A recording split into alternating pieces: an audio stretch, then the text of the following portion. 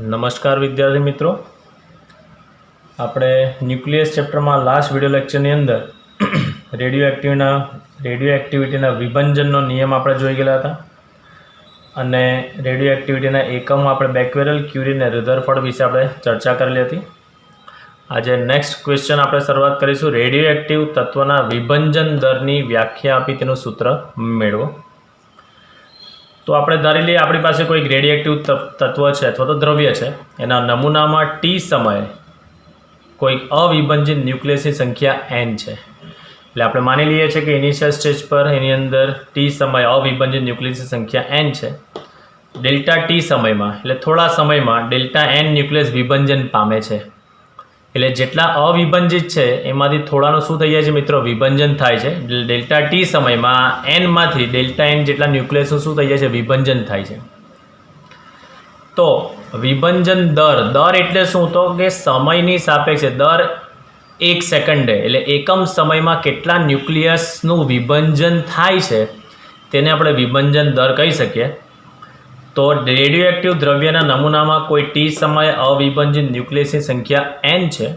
त्यारबाद delta T समय में धारो कि डेल्टा n न्यूक्लियस विभंजन पामता होय तो आपणे delta n by delta T ने लिमिट आपू एटले limit delta T tends to 0 एटले समय ने सूक्ष्म करीए delta n by delta T is equal to विकलननुं स्वरूप बने dn बाय dt अने टी समये ते रेडियोएक्टिव तत्वना विभंजन दर कहेवामां आवे। ते रेडियोएक्टिव तत्वनो विभंजन दर अथवा तो क्षय दर अथवा तो एक्टिविटी पण कहेवामां आवे छे। એટલે જે વિભંજન દર છે તેને ક્ષય દર પણ કહેવામાં આવે। દર એટલે દર એકમ સમયે કેટલા અવિભંજિત ન્યુક્લિયસનું વિભંજન થાય છે તે આપણે કહી શકીએ તેનું ક્ષય દર અથવા તો તે કહેવામાં આવે છે તેને એક્ટિવિટી કહેવામાં આવે છે। માટે વિભંજન દરનો સંકેત લઈએ છીએ આપણે r is equal to dn by dt, પણ આગળ ચિહ્ન લખીએ છીએ આપણે માઇનસ। તો આ ઋણ નિશાનીનું આપણે મિત્રો આગળ બી ડિસ્કસ કરી ગયા છે કે ઋણ નિશાની શું સૂચવે છે કે જેમ જેમ સમય પસાર થતો જાય છે તેમ તેમ વિભંજન દર પણ ઘટે છે। કેમ? કારણ કે અવિભંજિત ન્યુક્લિયસની સંખ્યા ઘટતી જાય છે। આપણે આગળ ભણી ગયા છે મિત્રો કે વિભંજન દર જે છે એક્ટિવિટી એ શું ભણી ગયા છે આપણે? અવિભંજિત ન્યુક્લિયસની સંખ્યાને સમપ્રમાણમાં હોય છે। જેમ જેમ અવિભંજિત ન્યુક્લિયસની સંખ્યામાં ઘટાડો થતો જાય છે તેમ તેમ વિભંજન દર પણ ઘટતો જતો હોય છે। એટલે આ વિભંજન દર r is equal to minus dn by dt ઋણ નિશાની સૂચવે છે કે જેમ જેમ સમય પસાર થતો જાય છે તેમ તેમ વિભંજન દર પણ શું થતો જાય છે? ઘટતો જાય છે। કેમ? કારણ કે અવિભંજિત ન્યુક્લિયસની સંખ્યામાં ઘટાડો થતો જાય છે। તો આ બેઝિક સૂત્ર આવી ગયું r is equal to minus dn by dt। હવે આપણી પાસે ચર ઘાતાંકીય, યાદ કરો રેડિયો એક્ટિવિટીનો ચર ઘાતાંકીય નિયમ મુજબ આપણી પાસે સૂત્ર છે n બરાબર n0 e raise to minus lambda t. અહીંયા છે dn બાય dt। તો હું આ સમયની સાપેક્ષે આનું શું કરું છું? વિકલન કરીએ।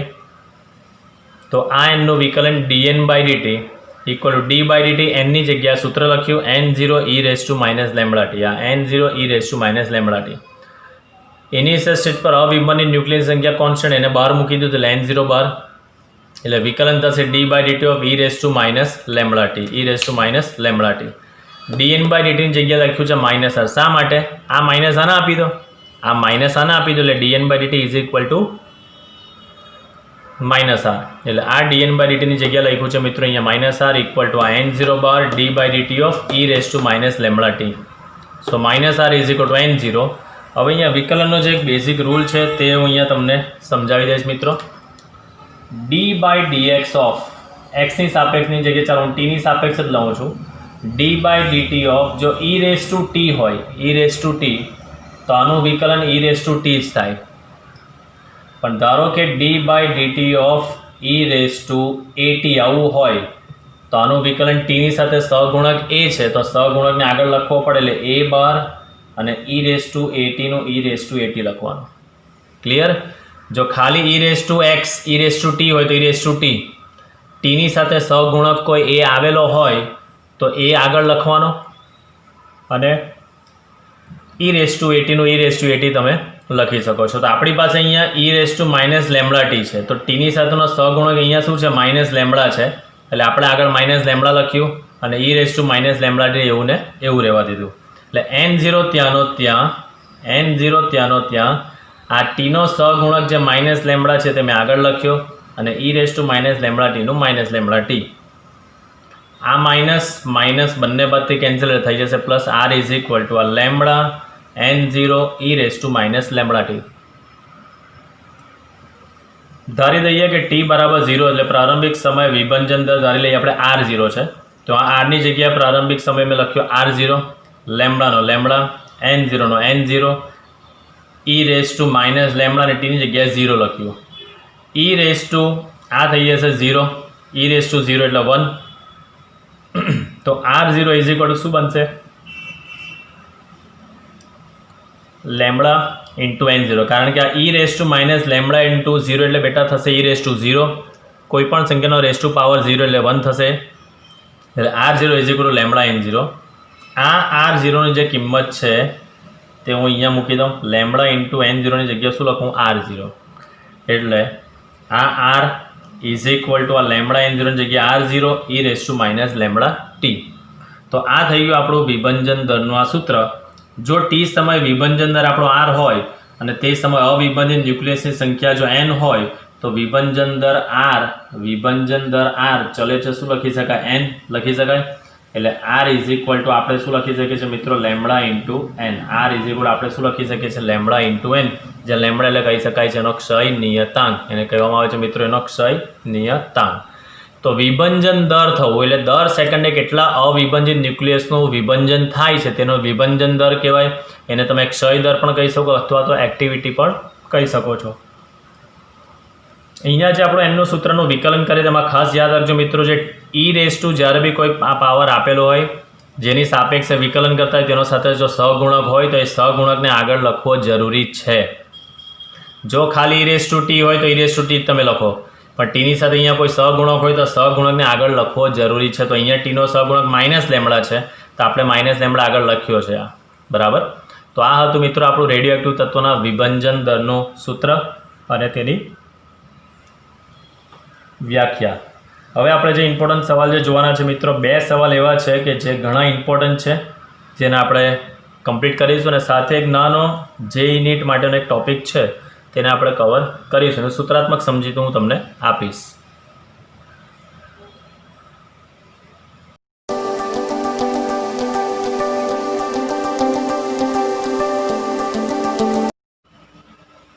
નેક્સ્ટ થિયરી આપણે જોઈશું રેડિયો એક્ટિવ તત્વનો નવો કન્સેપ્ટ છે મિત્રો, અર્ધ આયુ.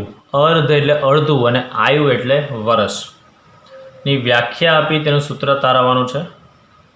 તો અર્ધ આયુ એટલે ધારો કે મારી પાસે રેડિયો એક્ટિવ તત્વ છે, એ રેડિયો એક્ટિવ તત્વની અંદર અવિભંજિત ન્યુક્લિયસની સંખ્યા પ્રારંભિક ધારી લઈએ કે n0 છે. તો આ n0 જે છે તેમાંથી હવે n0/2 થતાં ધારો કે એને 10 મિનિટ થતી હોય, n0 સંખ્યા છે તેમાંથી n0/2 થતાં એને ધારો કે 10 મિનિટ લાગતી હોય, તે 10 મિનિટ એનો શું કહેવામાં આવે મિત્રો? અર્ધ આયુ કહેવામાં આવે. શું કહેવામાં આવે? એનો અર્ધ આયુ.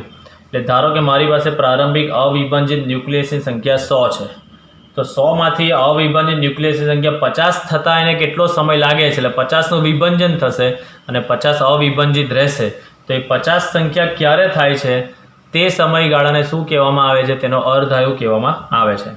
તેની વ્યાખ્યા મિત્રો કંઈ આ પ્રકારે છે, જે સમયગાળામાં રેડિયો એક્ટિવ તત્વના ન્યુક્લિયસની સંખ્યા તેની પ્રારંભની સંખ્યાના અડધા મૂલ્યની બને, એટલે પ્રારંભિક સંખ્યા n0 હોય તેનું અડધું મૂલ્ય એટલે n0/2 થાય, તે સમયગાળાને તેનો શું કહેવામાં આવે? અર્ધ આયુ કહેવામાં આવે છે. એટલે જે સમયગાળામાં રેડિયો એક્ટિવ તત્વના ન્યુક્લિયસની સંખ્યા તેની પ્રારંભની સંખ્યાના અડધા મૂલ્યની બનતી હોય તે સંખ્યાને તેનો અર્ધ આયુ કહેવામાં આવે છે. ધારી લઈએ આપણે કે પ્રારંભિક ન્યુક્લિયસની સંખ્યા આપણી પાસે n0 છે, અર્ધ આયુ સમયગાળામાં ન્યુક્લિયસની સંખ્યા થાય છે n0/2, એટલે જે બી કોઈ સમયગાળો હશે અડધી સંખ્યા n0/2 માટે જે સમયગાળો છે તેને આપણે અર્ધ આયુ કહીએ છીએ. એટલે ધારી લઈએ કે એ અર્ધ આયુને આપણે સંકેત આપીએ છીએ, તમે t1/2 બી લખી શકો અથવા τ1/2 પણ તમે લખી શકો છો. ધારો કે તમારે લખવું છે કે t1/2, તો ઓકે, આખી થ્રીમાં t1/2 લખવાની, અને આ રીતે થોડું વાળી દેશો તો આ τ1/2 થઈ જશે. That is also indication of half life time, એટલે અર્ધ આયુ સમયગાળો.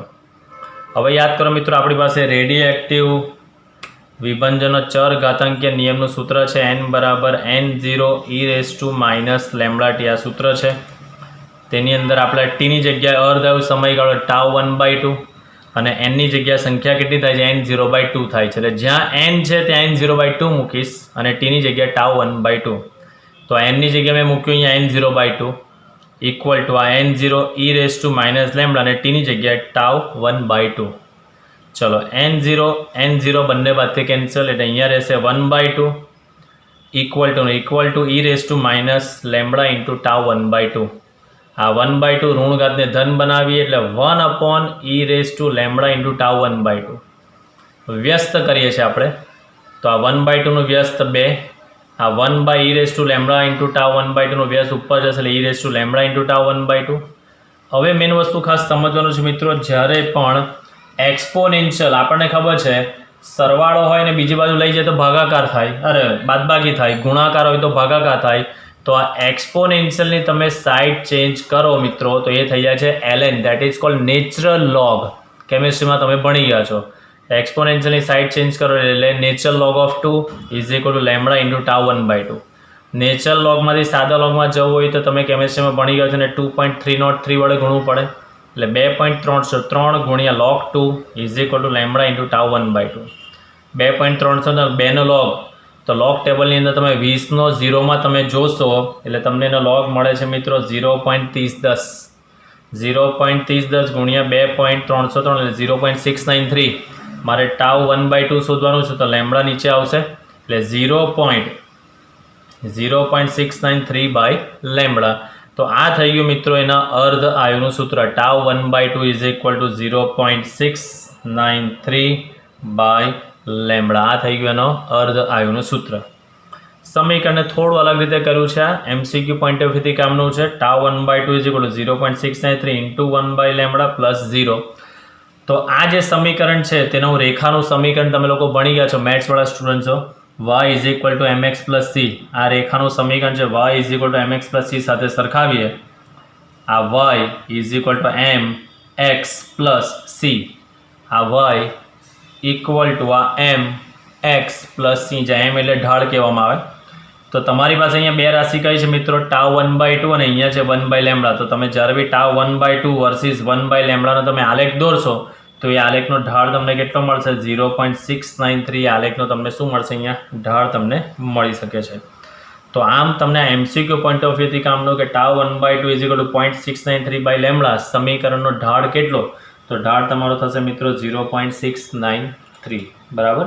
આની તમે આલેખીય રજૂઆત તમે જુઓ તો આપણે આગળ બી દોરી જ ગયા છે. તો ફરી પાછી અહીંયા હું તમને આલેખીય રજૂઆત બતાવીશ કે આ આપણો સમયગાળો રહેશે અહીંયા t. એનો આલેખ યાદ કરો, તમે લોકો ભણી ગયા છે મિત્રો. આવો એનો આલેખ તમને જોવા મળે છે. આ પ્રારંભિક ન્યુક્લિયસની સંખ્યા n0, ધારો કે અહીંયાની સંખ્યા અડધી થાય છે, આ સંખ્યાની થશે અહીંયા n0/2 તો એનો τ1/2. હજી એનો અડધું થાય છે, એની અડધી સંખ્યા એટલે હજી n0/4 તો આ બીજો τ1/2 એટલે સેકન્ડ હાફ. બરાબર. ત્યારબાદ ત્રીજી વખત હજી એનું વિભંજન થાય છે અને n0/8 થતું હોય તો આ એનો ત્રીજો અર્ધ આવર્તકાળ કહેવામાં આવે, અર્ધ આયુ સમયગાળો કહેવામાં આવે. તો આ છે મિત્રો એનો આલેખીય રજૂઆત અર્ધ આયુનો. હવે આની અંદર જે સૌથી વધારાની સમજવાની વસ્તુ જે છે તે હું તમને ખાસ સમજાવું. અર્ધ આયુનો મતલબ ખાસ આપણે એવો સ્વીકારવાનો છે મિત્રો ને એવો સમજવાનો છે કે ધારો કે મારી પાસે ઇનિશિયલ સ્ટેજ પર એટલે પ્રારંભિક અવિભાજિત ન્યુક્લિયસની સંખ્યા માનો કે મારી પાસે 100 છે અને એનો અર્ધ આયુ છે 10 મિનિટ. તો પહેલી 10 મિનિટ તમારી કમ્પ્લીટ થશે તો એનો મતલબ કે આ 100ની અંદરથી 50નું વિભંજન થઈ ગયું હશે અને 50 હજી અવિભાજિત રહ્યા હશે. પાછી 10 મિનિટે તો એવું નહીં વિચારવાનું કે દર 10 મિનિટે સંખ્યાની અડધી થાય છે એટલે પહેલી 10 મિનિટે 100ના 50 થયા એટલે બીજી 10 મિનિટે હવે બીજા 50નું થઈ ગયું એટલે 20 મિનિટે ખેલ પૂરો. તો એવું શક્ય નથી બેટા. તો પાછી બીજી 10 મિનિટે આ 50ના કેટલા થઈ જશે 25 થશે. કેટલા થશે 25. એટલે દર અર્ધ આયુએ કહેવાનો મતલબ શું છે બેટા કે દર અર્ધ આયુએ એની સંખ્યા અડધી થતી જાય છે. ક્યારે પણ વિભંજન પૂરું થઈ શકતું હોતું નથી કારણ કે આ વિભંજન અમુક સેકન્ડથી લઈને 10 વર્ષ સુધી ચાલતું હોય છે. એટલે મેં તમને આગળ બી કીધું છે કે આ આલેખ ક્યારે પણ એક્સ અક્ષને ટચ થવો જોઈએ નહીં. તો મેઇન વસ્તુ, ધારો કે મારી પાસે અવિભાજિત ન્યુક્લિયસની સંખ્યા પ્રારંભિક 1000 છે, તો 1000ના ધારો કે ભાઈ 20 મિનિટે 500 થાય છે, તો પછી બીજી 20 મિનિટ એટલે 40મી મિનિટે 500ના 0 નહીં થઈ જશે, 500ના કેટલા થશે 250, પછી બીજી 40 ને 20 60 મિનિટે એ 250ના કેટલા થશે મિત્રો 125. એટલે દર સમજવાની વસ્તુ એ છે કે દર હાફ સમયે, દર અર્ધાયુ સમયની સંખ્યામાં શું થતું રહે છે, અડધું થતી જતી હોય છે, ક્યારે બી વિભંજન પૂરું થઈ શકતું હોતું નથી. બરાબર, એટલે આ વસ્તુનું ખાસ તમારે ધ્યાન રાખવાનું છે. એટલે દર અર્ધાયુની સંખ્યા અડધી થાય છે, ક્યારે બી વિભંજન પૂરું થઈ શકતું હોતું નથી. બરાબર, ચાલો તો હવે આનો જે એક નાનકડો JEE નીટનો જે લેવલનો ટોપિક છે તે હું તમને કમ્પ્લીટ કરાવી દઉં છું. વધારે ડિટેલથી તમને સર આગળ કરાવશે. ચાલો સમજો મિત્રો, ટોપિક કંઈ એવો છે, તો આપણે ભણી ગયા છે કે જે બી કોઈ રેડિયો એક્ટિવ તત્વો હોય તેનો વિભંજન દર એટલે કે તેની એક્ટિવિટી, એ એક્ટિવિટી એ જોઈ ગયા છે આપણે કે અવિભંજિત ન્યુક્લિયસની સંખ્યાના સમપ્રમાણમાં હોય છે. તો એનો મતલબ કે અર્ધાયુ જેટલા સમયગાળામાં એક્ટિવિટી બી કેટલી થતી હશે, એની અડધી થતી હશે. કે અર્ધાયુ જે સમયગાળો છે, કે અર્ધાયુ સમયગાળામાં તેની એક્ટિવિટી પણ કેટલી થતી હશે મિત્રો, અડધી થાય છે. સંખ્યા અડધી થાય તો સ્વાભાવિક વસ્તુ છે કે એક્ટિવિટી પણ અડધી થવાની છે. હવે આ ખાસ પોઈન્ટ ખાસ સમજજો, જે અર્ધાયુ સમયગાળો છે મિત્રો, એ અર્ધાયુ આશરે 10⁻⁷ સેકન્ડ, મેં તમને કીધું અમુક સેકન્ડથી લઈને 10⁻10 વર્ષ જેટલો હોય છે. બરાબર, એટલે વિભંજન ઘણું મોટું થતું હોય છે. ધારી લઈએ આપણે ફોર એક્ઝામ્પલ કે કોઈ એક રેડિયો એક્ટિવ તત્વ છે જેનો અર્ધાયુ માની લઈએ કે 10 વર્ષ છે. કેટલા વર્ષ છે? 10 વર્ષ. તો એવું નહીં સમજી લેવાય કે પહેલાં 0થી 10 વર્ષે સંખ્યા અડધી થઈ, બીજા 10 વર્ષે સંખ્યા અડધી હતી તે પૂરી થઈ ગઈ, એટલે 20 વર્ષે વિભંજન પૂરું થઈ જાય તેવું શક્ય નથી. બરાબર, એનો મતલબ આપણે એવું માની લઈએ કે 20 વર્ષે વિભંજન પૂરું થયું તેવું કહેવું સત્ય નથી. બરાબર, એ મેં તમને સમજાવ્યું. આનો મતલબ ખરેખર એવો થાય કે દર 10 વર્ષે સંખ્યાને અડધી થાય છે. બરાબર, તો અહીંયા પ્યોર દેશી લેંગ્વેજમાં લખું છું. આનો મતલબ એ છે કે દર 10 વર્ષે તેની સંખ્યા એટલે અવિભાજિત ન્યુક્લિયસની સંખ્યા શું થાય છે મિત્રો? અડધી થાય છે. અવિભાજિત ન્યુક્લિયસની સંખ્યા અડધી થાય છે.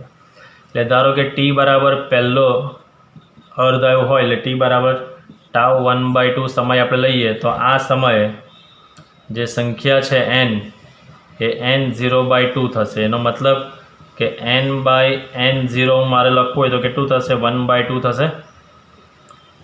n/n0 કેટલું થઈ જશે? અડધી થશે.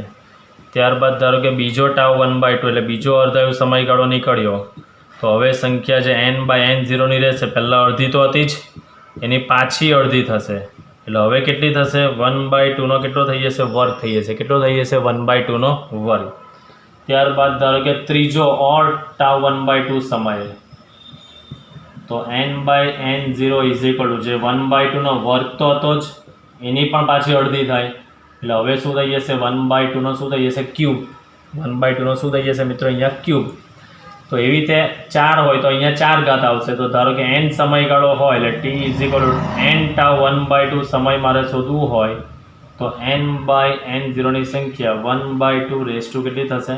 n થશે. એટલે અહીંયા ચોથો અર્ધાયુ હોય તો અહીંયા સંખ્યા 1/16 ભાગની થાય. પાંચમો અર્ધાયુ હોય તો સંખ્યા 1/2નો 5 ઘાત. એનો મતલબ કે 1/32 ભાગની થાય. બરાબર, એટલે આ સંખ્યા જ અડધી થતી જાય છે. એનો મતલબ શું થશે મિત્રો? કે જે એક્ટિવિટી છે, એક્ટિવિટી I/I0 તમે લખો કે R/R0 લખો, એ પણ કેટલી થતી જશે? 1/2 કેટલી થઈ જશે? n. બરાબર, જ્યાં n શું છે? તો n = તમને કહી શકાય કે આપેલો સમય અને છેદમાં એનો અર્ધ આયુ. તમને એવું કહેવામાં આવે કે અર્ધાયુ 20 વર્ષ છે તો ભાઈ 80 વર્ષ પછી એની સંખ્યા કેટલી રહેશે? તો આપેલો સમય તમારો 80 વર્ષ છે, એમાં અર્ધ આયુ કેટલો થશે તમારો? 20 વર્ષ. એટલે આ દાખલાની અંદર આપણે આ કામનું તમને શોર્ટકટ અહીંયા બનાવેલું છે, બરાબર.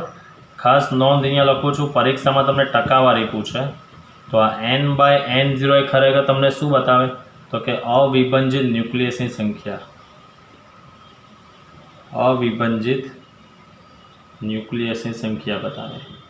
હવે એની ટકાવારી તમારે શોધવી હોય તો જે n/n0 ગુણ્યા તમે શું કરશો? 100 કરશો એટલે સ્વાભાવિક વસ્તુ એ શું બતાવે? આ અવિભાજિત ન્યુક્લિયસની ટકાવારી, અવિભાજિત ન્યુક્લિયસની ટકાવારી. હવે તમને વિભાજિત પૂછે તો શું કરવાનું? ટકાવારીના 100માંથી આ અવિભાજિતની ટકાવારી બાદ કરી દો એટલે તમને શું મળી જાય? વિભાજિતની ટકાવારી. 100માંથી અવિભાજિત ન્યુક્લિયસની ટકાવારી તમે બાદ કરો એટલે તમને જે જવાબ મળે તે શું મળશે મિત્રો? તો કે ભાઈ વિભાજિતની ટકાવારી તમને મળી શકે છે, બરાબર. ચાલો, તો આ હતો આખો ટોપિક આપણો અર્ધાયુનો. હવે આપણે જોવાનું છે એનો સરેરાશ જીવનકાળ એટલે એવરેજ, એનો એવરેજ જીવનકાળ કેટલો હોય છે તેના પર આપણે ચર્ચા કરીએ છીએ.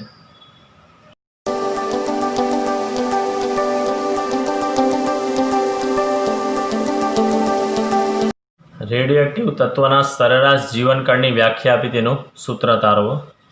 તો બેઝિકલી પહેલાં આપણે એની વ્યાખ્યા આપીએ. જેવી રીતે સંખ્યા અડધી થાય તો એને અર્ધાયુ કહેવામાં આવે, તેવી રીતે જ અહીંયા તો કે જે સમયગાળામાં આપણી પાસે જે બી કોઈ રેડિયો એક્ટિવ તત્વો હોય તો રેડિયો એક્ટિવ તત્વના ન્યુક્લિયસની સંખ્યા મૂળ સંખ્યાના એક્સપોનેન્શિયલના ભાગની થાય એટલે ઈમાં ભાગની થાય તે સમયગાળાને તે તત્વનો સરેરાશ જીવનકાળ કહે છે. અડધી થાય તો અર્ધાયુ અને ઈમા ભાગની થાય તો એને કહેવામાં આવે છે સરેરાશ જીવનકાળ કહેવામાં આવે છે. એક્સપોનેન્શિયલની કિંમત આઈ થિંક તમને ખબર જ હશે મિત્રો 2.718. આ નહીં યાદ હોય તો આ ખાસ યાદ રાખજો. એક્સપોનેન્શિયલની કિંમત છે 2.718. ચલો, આપણી પાસે ચર ઘાતાંકીય નિયમ છે n બરાબર n0 e−λt. તો આ સૂત્રની અંદર આપણે સમયગાળો t સરેરાશ જીવનકાળને આપણે લઈશું ટાવ હોય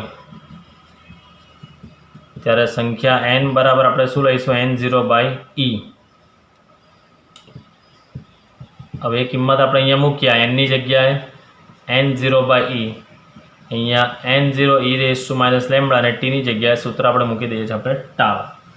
ચાલો, આ મેઇન વસ્તુ હવે તમે જોઈ શકો છો અહીંયા કે આ n0 અહીંયાથી કેન્સલ, માટે અહીંયા 1/e ઇક્વલ ટુ ઋણ ઘાત છે ને ધન બનાવો તો e⁻ ટાવ થશે. આવું વ્યસ્ત કરીએ એટલે e નો આ એક ઘાત બરાબર e⁻ ટાવ થશે. આવું બંનેમાં આધાર સરખો છે એટલે ઘાતને સરખાવી શકાય એટલે 1 લખી શકાય ટાવ. 1 લખી શકાય ટાવ. તો આના પરથી ટાવ લખી શકાય 1/λ. સરેરાશ જીવનકાળનું સૂત્ર આવ્યું ટાવ 1/λ, બરાબર. એટલે આમ આપણે કહી શકીએ અહીંયા શોર્ટમાં મારે લખવું હોય કે આમ સરેરાશ જીવનકાળ એ ક્ષય નિયતાંકના વ્યસ્ત જેટલો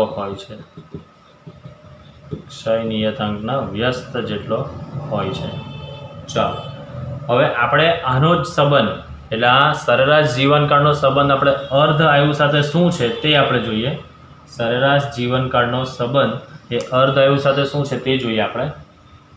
તો આપણી પાસે અર્ધ આયુ સમયગાળાનું સૂત્ર શું છે? ટાવ 1/2 0.693/λ આ સૂત્ર છે. માટે ટાવ 1/2 0.693 ગુણ્યા 1/λ. આ 1/λની જગ્યાએ શું લખી શકાય? સરેરાશ જીવનકાળ ટાવ. એટલે ટાવ 1/2 0.693 ઇન્ટુ ટાવ તમે લખી શકો છો.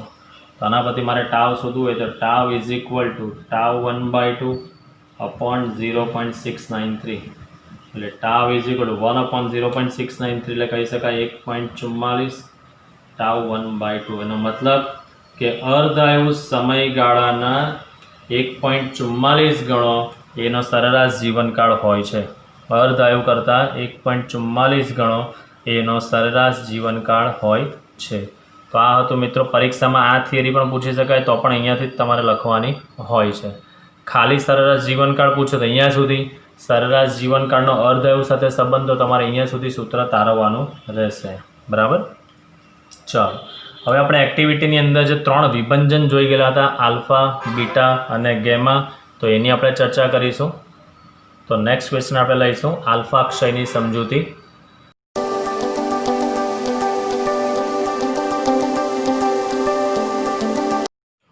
સો મિત્રો આપણે શરૂઆત કરીશું આલ્ફા ક્ષયની સમજૂતી.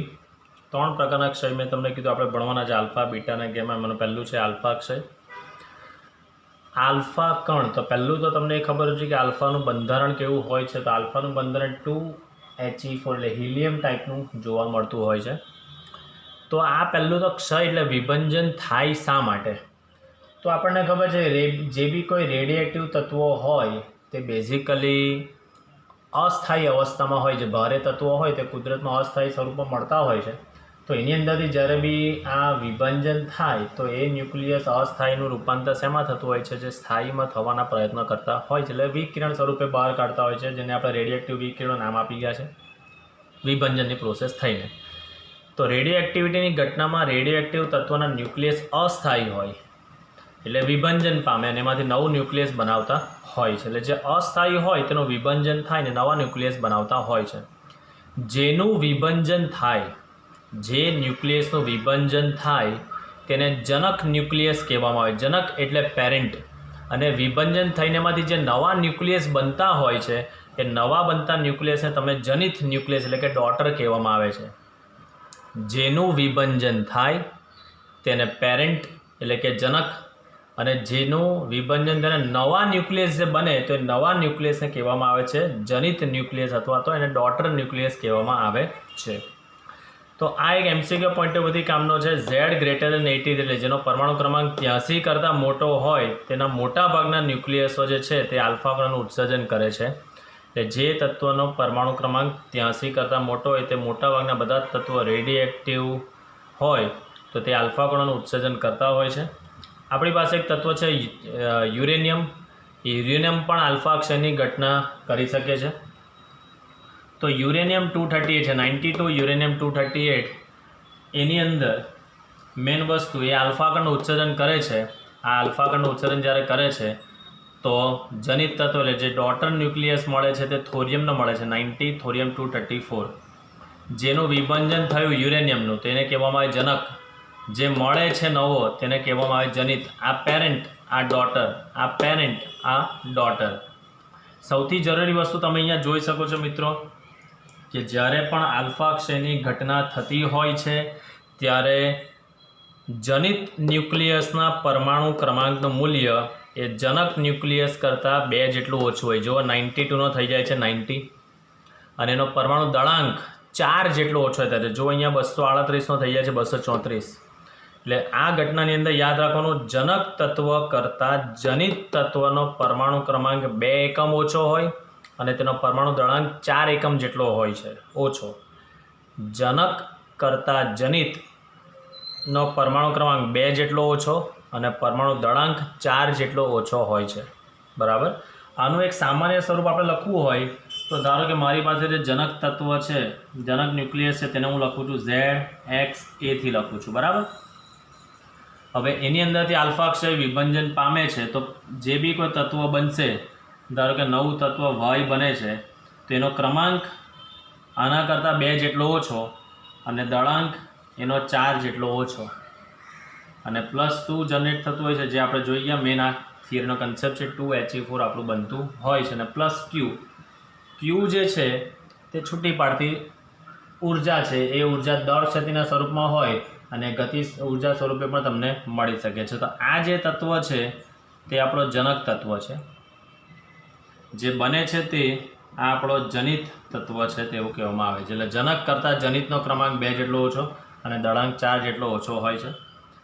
તો બેઝિકલી જુઓ, જો યુરેનિયમ બીજી શરત આલ્ફા ક્ષય થવાની જરૂરી શરત આ ખાસ કામની, જે યુરેનિયમ 238 છે તેનું દળ થોરિયમ અને આલ્ફા કણના દળના સરવાળા કરતાં કેવો હોવો જોઈએ? વધારે હોવો જોઈએ. એટલે આ બંનેના દળના સરવાળા કરતાં આનું દળ વધારે હોય તો જ આલ્ફા કણ ઉત્સર્જિત થઈ શકતા હોય છે. બરાબર છે, આપમેળે ઉત્સર્જન થઈ શકતું હોય છે. ધારો કે કોઈ વખત એવું ન હોય, બરાબર, કે આ બે કરતાં આનું દળ તમારું ઓછું હોય તો તમારે બહારથી એક્સટર્નલી ઉર્જા આપીને તમે આ વિભંજન કરાવી શકો છો. એટલે બરાબર, જો આમ ન હોય તો આપમેળે ઉત્સર્જન ન થાય તેવું બી ન કહી શકાય, કારણ કે તમે બહારથી ઉર્જા આપો તો એ તમે વિભંજન કરી શકતો હોવ છો. એટલે પણ સૌથી જરૂરી શરત કે જનિત ન્યુક્લિયસ જે મળે છે તેના દળના સરવાળા કરતાં જનકનું દળ કેવું હોવું જરૂરી છે? વધારે હોવું જરૂરી છે.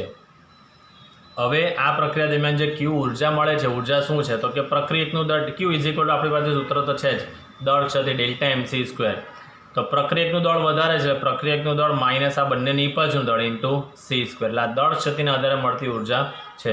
હવે આ જ સૂત્ર જે આપણે મેં લખ્યું છે અહીંયા, એના આધારે મારે ક્યુનું સૂત્ર લખવું હોય તો હું શું લખી શકું? એના આધારે મારે ક્યુનું સૂત્ર લખવું હોય તો આ સૂત્રના આધારે ક્યુ ઇઝ ઇક્વલ ટુ શું લખી શકાય મિત્રો અહીંયા? તો માસ ઓફ એક્સ પ્રક્રિયકનું દળ માઇનસ નિપજનું દળ, એટલે mass of y plus mass of alpha into c square. આ રીતે તમે એને સૂત્ર સ્વરૂપે લખી શકો છો.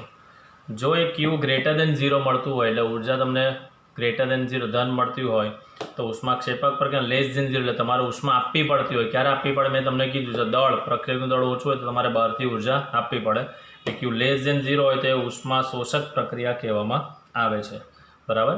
તો આલ્ફા ક્ષયની ઘટનાની અંદર સૌથી જરૂરી વસ્તુ તમને કોઈ પણ તત્વ આપે અને આલ્ફા ક્ષય ઉત્પન્ન થયું હોય તેનું સમીકરણ તમને બનાવતા આવડવું જોઈએ, કે ક્રમાંકમાં 2 જેટલો ઘટાડો અને દળાંકમાં 4 જેટલો ઘટાડો થતો હોય છે. આ રીતે તમે આલ્ફા ક્ષયને સમજાવી શકો છો. હવે આપણે સમજીશું મિત્રો આની અંદર બીટા ક્ષયની સમજૂતી આપણે સમજીશું.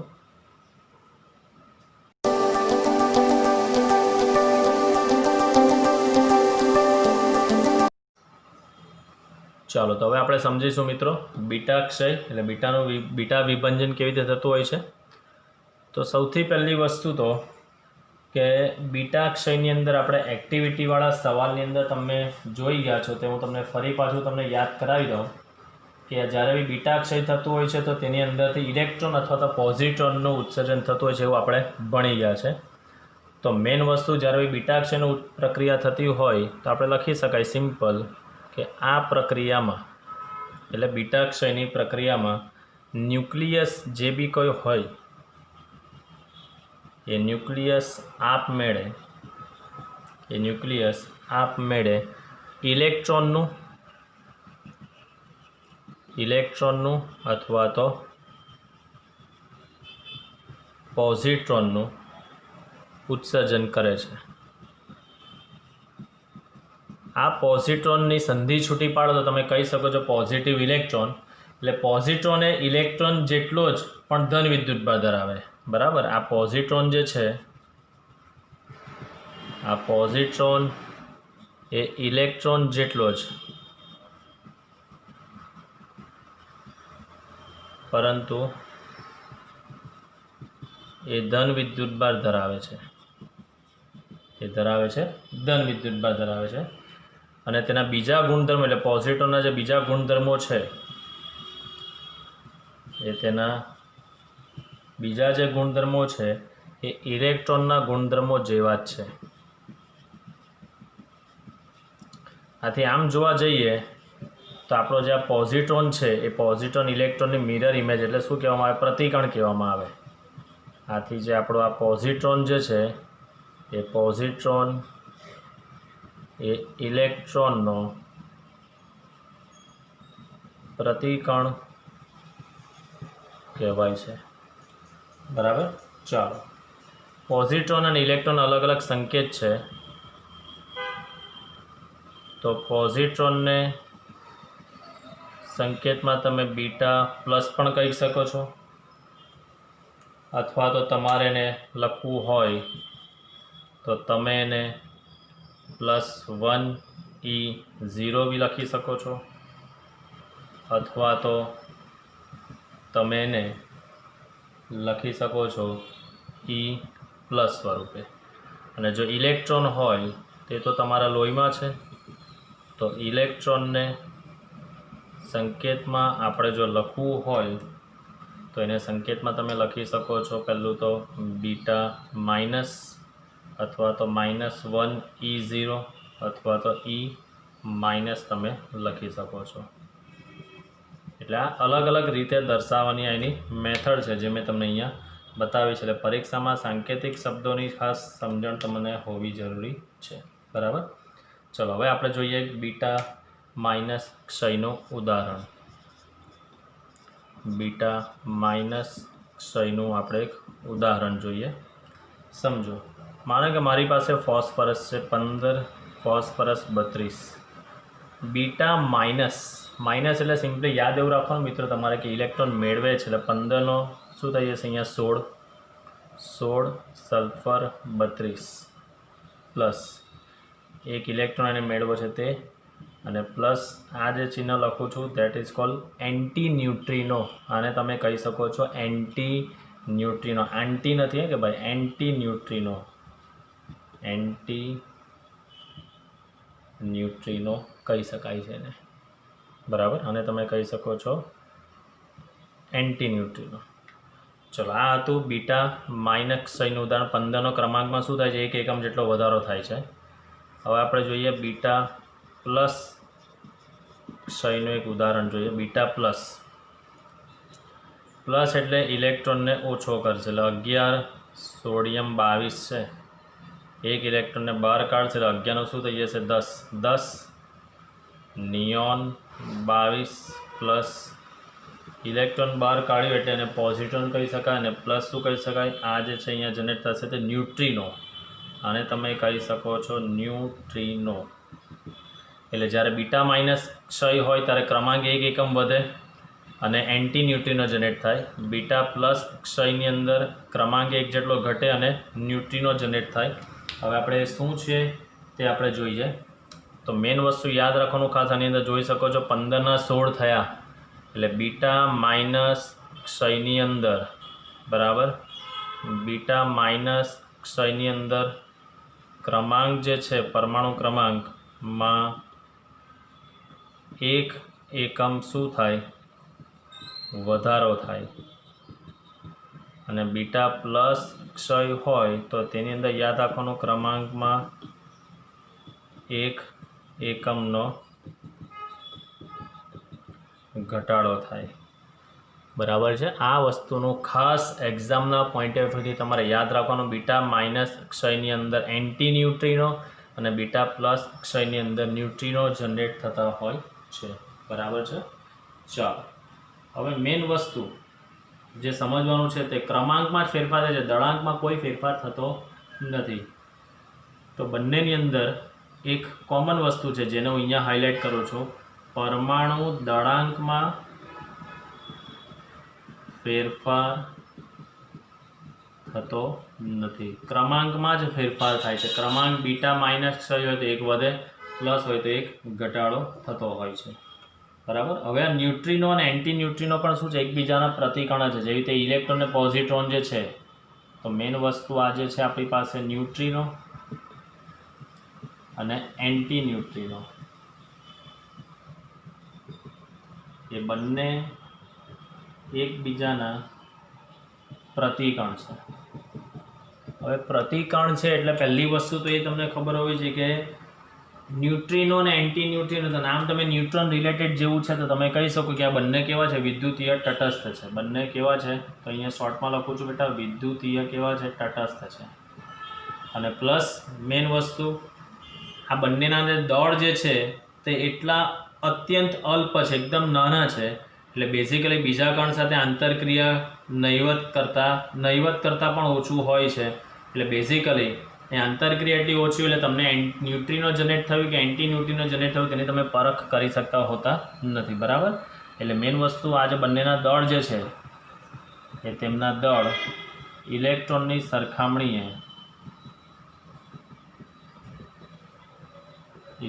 સરખામણીએ અત્યંત અલ્પ હોવાથી અત્યંત અલ્પ હોવાથી તેની બીજા કણો સાથે જ્યારે પણ ઇન્ટરેક્શન થાય એટલે કે આંતરક્રિયા જે છે એ આંતરક્રિયા કેવી હશે? એકદમ નહીવત હશે. એટલે આંતરક્રિયા નહીવત હોવાથી તેની પરખ કરવી મુશ્કેલ છે. એટલે ન્યુટ્રિનો છે કે એન્ટી ન્યુટ્રિનો છે તેની પરખ કરવી ઘણી મુશ્કેલ છે. બરાબર છે. ચાલો હવે મેઇન વસ્તુ આપણી પાસે બીટા માઇનસ ક્ષય હોય તો એની અંદર કઈ રીતનું થતું હોય છે તે આપણે સમજીએ. તો બીટા માઇનસ ક્ષય હોય તેની અંદર ખાસ યાદ રાખજો મિત્રો, ન્યુટ્રોનનું પ્રોટોનમાં રૂપાંતર થાય છે. બીટા માઇનસ ક્ષય હોય તો બીટા માઇનસ ક્ષયનું અંદર ન્યુટ્રોનનું પ્રોટોનમાં રૂપાંતર થાય. તો એને આપણે શોર્ટમાં લખીએ ન્યુટ્રોનનું પ્રોટોન, એટલે આ ન્યુટ્રોન એનું રૂપાંતર થશે અહીંયા પ્રોટોનમાં, અને ત્યારે જ હંમેશા શું થશે? ઇલેક્ટ્રોન જનરેટ થશે, જે આપણે જોઈ ગયા. અને પ્લસ એ દરમિયાન આપણને ખબર જ છે કે શું જનરેટ થતું હોય છે? આપણે જોઈ ગયા છે એન્ટી ન્યુટ્રિનો જનરેટ થતું હોય છે. અને તેની સામે ધારો કે આપણી પાસે બીટા પ્લસ ક્ષય હોય તો એ લખીએ આપણે બીટા પ્લસ ક્ષયની અંદર પ્રોટોનનું ન્યુટ્રોનમાં રૂપાંતર થાય છે, જે ઘણું કઠિન છે. એટલે વ્યવસ્થિત આમ જોવા જઈએ તો બીટા પ્લસ ક્ષય જે છે તે થવાની શક્યતા ઘણી ઓછી છે. એટલે પ્રોટોન જે છે તેનું રૂપાંતર ન્યુટ્રોનમાં અને પોઝિટ્રોન જનરેટ થાય, અને એની અંદર ન્યુટ્રિનો જનરેટ થતું હોય છે. એટલે મેઇન વસ્તુ વધારે પડતી પ્રોસેસ હંમેશા કઈ થતી હોય છે મિત્રો? બીટા માઇનસ ક્ષયની થતી તમને જોવા મળતી હોય છે. બીટા પ્લસ ક્ષયની અંદર તો પ્રોટોનનું ન્યુટ્રોનમાં રૂપાંતર થાય, જે ઘટના ઘણી કઠિન છે. એટલે વ્યવહારમાં એ થવી શક્ય નથી, બહુ ઓછા દરે થતી હોય છે. એટલે આપણે કહી શકીએ કે ઓલવેઝ બીટા માઇનસ ક્ષયની પ્રોસેસ જ થતી હોય છે. તો આ હતું મિત્રો બીટા માઇનસ ક્ષયની સમજૂતી. હવે આપણે સમજવાની છે ગેમા ક્ષયની સમજૂતી. ગેમા એટલે તટસ્થ, તો તે આપણે જોઈએ કઈ રીતે થતું હોય છે તે આપણે સમજીશું.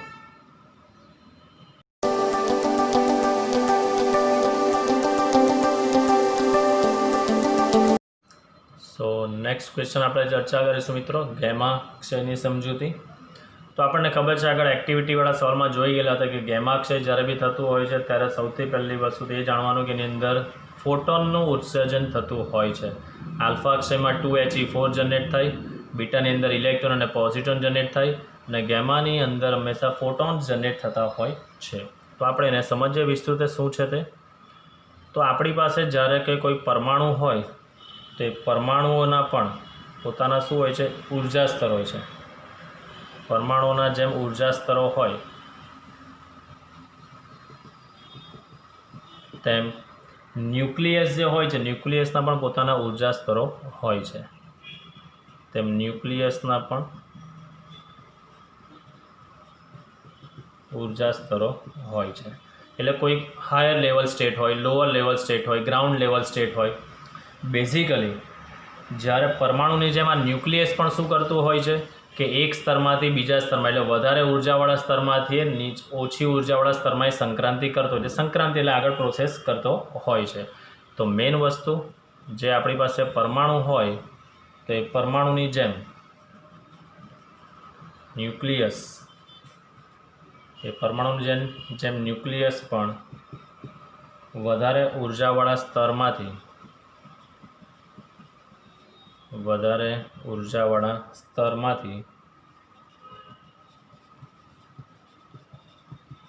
ઓછી ઉર્જાવાળા સ્તરમાં સંક્રાંતિ કરે છે. એટલે ધારો કે ઉપર વધારે ઉર્જાવાળું સ્તર છે, નીચે ઓછી ઉર્જાવાળું સ્તર છે, તો વધારે ઉર્જાવાળા સ્તરમાંથી ઓછી ઉર્જાવાળા સ્તરમાં જાય ત્યારે આ બંનેની ઉર્જાનો તફાવત, ધારો કે અહીંયા 10 મિલિયન ઇલેક્ટ્રોન વોલ્ટ છે, અહીંયા 8 મિલિયન ઇલેક્ટ્રોન વોલ્ટ છે, તો 10માંથી 8માં આવે તો ડિફરન્સ કેટલો છે? 2 મિલિયન ઇલેક્ટ્રોન વોલ્ટ. તો આટલી ઉર્જાને ફોટોનનું શું કરતા હોય છે? ઉત્સર્જન કરતા હોય છે. એટલે બેઝિકલી જ્યારે ન્યુક્લિયસ પણ વધારે ઉર્જાવાળા સ્તરમાંથી ઓછી ઉર્જાવાળા સ્તરમાં સંક્રાંતિ કરે ત્યારે બંનેની ઉર્જાના ડિફરન્સ જેટલો ફોટોનનું શું કરતો હોય? ઉત્સર્જન કરતો હોય છે. તો આ સંક્રાંતિ દરમિયાન આપણે લખી શકીએ કે આ સંક્રાંતિ દરમિયાન બંને ઊર્જા સ્તરના તફાવત જેટલી ઊર્જા ધરાવતો ફોટોન ઉત્સર્જન પામે છે। આ ઘટનાને ગેમા ક્ષય કહેવામાં આવે છે। એટલે એક સ્તરમાંથી બીજા સ્તરમાં જાય તો એ જ જોવાનું કે બંનેની ઉર્જા સ્તર વચ્ચેનો ડિફરન્સ કેટલો છે, એટલા ડિફરન્સના ફોટોનનું ઉત્સર્જન થતું હોય જ છે, બરાબર। તો આની અંદર આપણી પાસે જ્યારે ન્યુક્લિયસના ઉર્જા સ્તર હોય છે એ બધા મિલિયન ઇલેક્ટ્રોન વોલ્ટમાં હોય છે। ન્યુક્લિયસના જે ઉર્જા સ્તર હોય છે એ ન્યુક્લિયસના ઉર્જા સ્તર મિલિયન ઇલેક્ટ્રોન વોલ્ટ ક્રમના હોય છે। ચાલો, હવે મેઇન વસ્તુ, જ્યારે બી આ ગેમા ક્ષય થાય ત્યારે સૌથી પહેલી વસ્તુ તો ગેમા ક્ષયની અંદર પરમાણુ ક્રમાંક કે પરમાણુ દળાંકમાં કોઈ ફેરફાર થતો નથી, કે ઝેડ અને એમાં કોઈ ફેરફાર થતો નથી। એટલે આને આપણે સિમ્પલી પ્રોસેસ લખીએ આપણે તો ઝેડ એક્સ એ ગેમા ક્ષય થાય તો ઝેડ એક્સ એ જ રહેતું હોય છે, ખાલી આ ગેમા ઉત્પન્ન થતા હોય છે, પણ ખાલી ફરક એટલો કે અહીંયા જે છે તે કઈ અવસ્થામાં હોય છે, ઉત્તેજિત અવસ્થામાં હોય, અને અહીંયા જ્યારે આવે ત્યારે પોતાની કઈ અવસ્થામાં હોય છે, ધરા અવસ્થામાં હોય। ધરા એટલે ગ્રાઉન્ડ સ્ટેટ કહેવામાં આવે, એટલે એકદમ ઓછી ઉર્જા ધરાવતા સ્તરમાં હોય છે, અને આ સાથે આ ગેમાનું ઉત્સર્જન કરતો હોય છે। એટલે જ્યારે પણ કોઈપણ ન્યુક્લિયસ ઉત્તેજિત અવસ્થામાંથી ધરા અવસ્થામાં આવે ત્યારે બંનેની ઉર્જાના ડિફરન્સ જેટલે ગેમાનું ફોટોનનું શું કરતા હોય છે, ઉત્સર્જન કરતા હોય છે, બરાબર। ચાલો, એટલે જ્યારે પણ ઉત્તેજિત અવસ્થામાં રહેલો કોઈ ન્યુક્લિયસ હોય એ ન્યુક્લિયસ આપમેળે તેની જ્યારે ધરા સ્થિતિમાં આવે ત્યારે ક્ષય પામતો હોય ત્યારે બે વચ્ચે ઉર્જા સ્તરના ડિફરન્સ જેટલી ઉર્જાના ફોટોનનું ઉત્સર્જન થતું હોય છે। ચાલો, મેઇન વસ્તુ આની અંદર જે ફોટોન જનરેટ થતા હોય છે તો આ ઘટનામાં જે ઉદ્ભવતા જે ફોટોન્સ છે એ ઉદ્ભવતા ફોટોન જે છે તે ગેમા કિરણોના વિસ્તારમાં તમને જોવા મળતા હોય છે।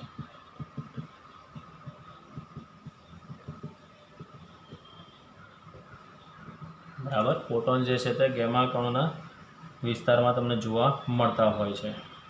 ચાલો, આનું એક આપણે સારું ઉદાહરણ લઈએ તો સમજીએ આપણે એનું ઉદાહરણ। ચાલો સમજો, માનો કે મારી પાસે અહીંયા છે કોબાલ્ટ 27 કોબાલ્ટ 60 છે મારી પાસે, બરાબર। હવે એ અહીંયા પહેલાં તો બીટા માઇનસ પ્રકારનો ક્ષય પામે છે, બીટા માઇનસ પ્રકારનો।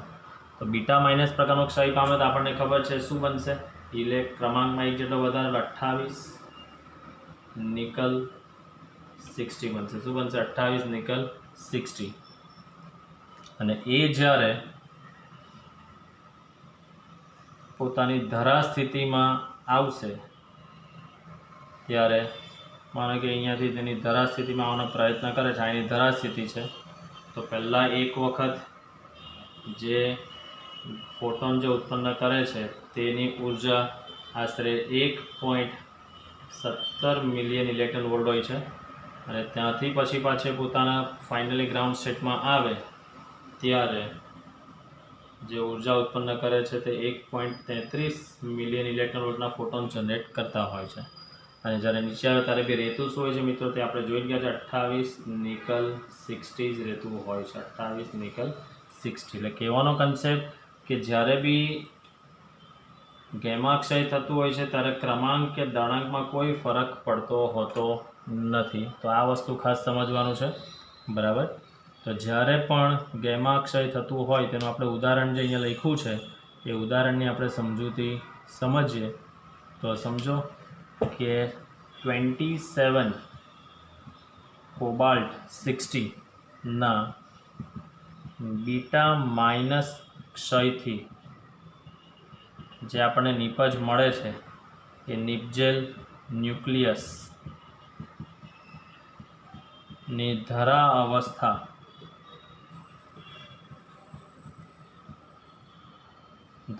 અવસ્થામાં થતી સંક્રાંતિ